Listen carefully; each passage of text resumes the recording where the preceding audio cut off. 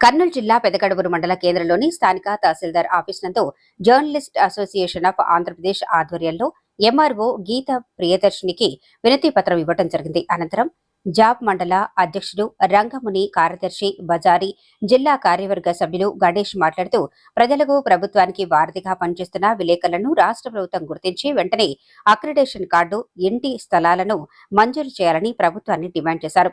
ఈ కార్యక్రమంలో Ramakrishna, Shiva, Rishi, సిసింద్ర, communist party నాయకులు, జర్నలిస్టులకు మద్దతుగా తిక్కన పాల్గొన్నారు. ఈరోజు జాబ్ ఆధ్వర్యంలో journalist association of working Andhra Pradesh journalist association of Andhra Pradesh job ఆధ్వర్యంలో ఈరోజు ఎంఆర్ఓకు మెమోరాండం ఇవ్వడం జరిగింది. ఆంధ్రప్రదేశ్లో వర్కింగ్ జర్నలిస్టులకు జరుగుతున్న అన్యాయాలను అరికట్టాలని, అలాగే అక్రిడేషన్లు గత ప్రభుత్వం నుంచి అక్రిడేషన్లు విడుదల చేయకుండా దాని డేట్ను పొడిగిస్తూనే ఉంది. కానీ ఇంతవరకు అక్రిడేషన్ రిలీజ్ చేయలేదు. అలాగే ఇంటి స్థలాలు మంజూరు చేయడంలో కూడా గత ప్రభుత్వం వివక్ష చూపిస్తూ చాలా వర్కింగ్ జర్నలిస్టులకు చాలా అన్యాయం చేసింది.